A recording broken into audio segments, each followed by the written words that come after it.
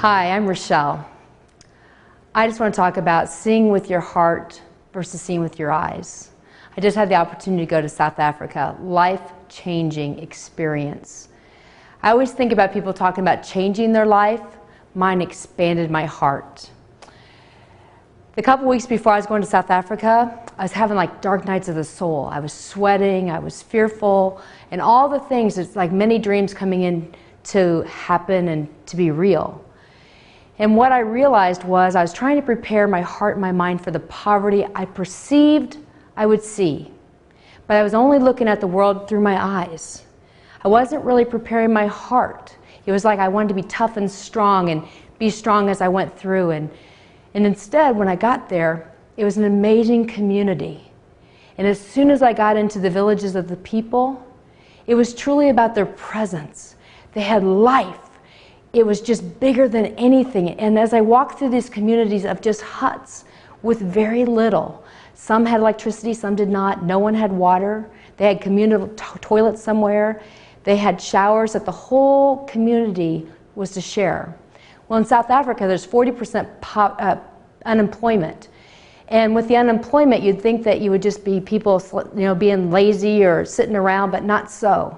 Each person had a part to play in the community. We saw one lady that she had a sewing machine. She was one of the lucky ones with electricity, but she had taken newspaper and cut out the patterns. Her job was to create the little outfits for all the people of the community. Another lady was beading them.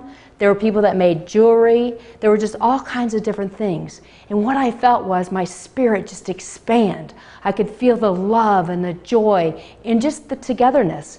And I look at my own community that I live in. I wouldn't even call it a community anymore. I live in a home that has lots of homes around it, but there's no togetherness. One of the things I realized about the South African people that I would like to embrace here in the United States and around the world is that the individuals were so significant. Their smiles, their teeth.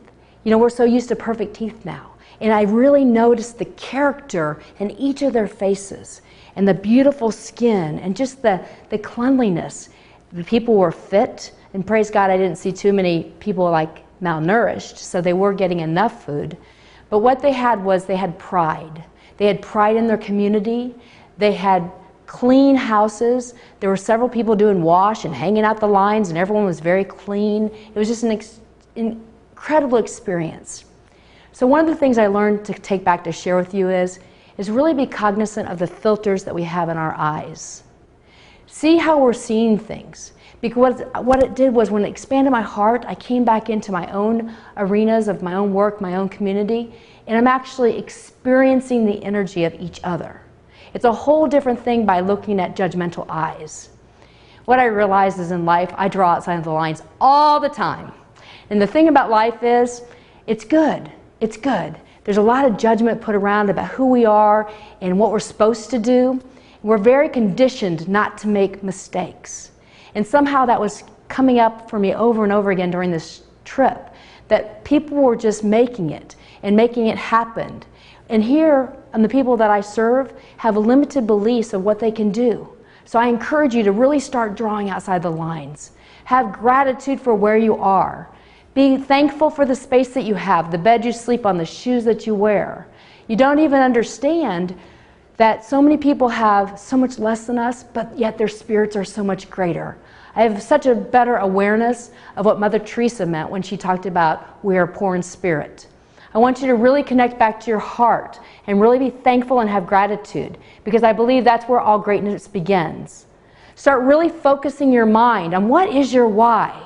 Each of us are so necessary for this world. And as I look at my bigger purpose, it just expands me. And what I realized is more and more and more ideas just keep coming through. So it's really important time in this global community. Twitter and Facebook are just lovely, lovely tools to connect back to the light of the world. And as we're on these social medias and things, really feel with your heart and get to know the people. Choose to respond. If someone's asking for help or really asking or seeking a question, just pray about it for a moment. Settle your mind and think about what it is that you can do to brighten the world. Each of us are so unique. And I definitely color outside the lines, and I'm definitely do a lot of things that maybe don't fit in what the norm is, but what is norm? The world is not doing so well on the norm. So it's time to break out of our shells, empower who we are as individuals. Appreciate our smiles, appreciate your nose. Know that each of us are formed just perfectly for our purpose. Embrace what it is that you're called to do. Just really, it's time to step into your power, because each person is so powerful within themselves, but you have to claim it, and you have to realize it and bring it to the forefront to know that you can do it and that you have the power, because everything that you ever need is with you now. There's a little teeny girl that read my story of Shelley and the Circle of Light. Adorable little girl with her little community around her, and we're sitting on the step, and she just grabs my hands with both of her little hands, and she looks at me right in my eyes and said, "Miss, I didn't even know you were real." And it just hit me profoundly, because you know what? We are all real, and it's now. We don't know what tomorrow holds, but hold on to this now and be your best. Live with your heart wide open.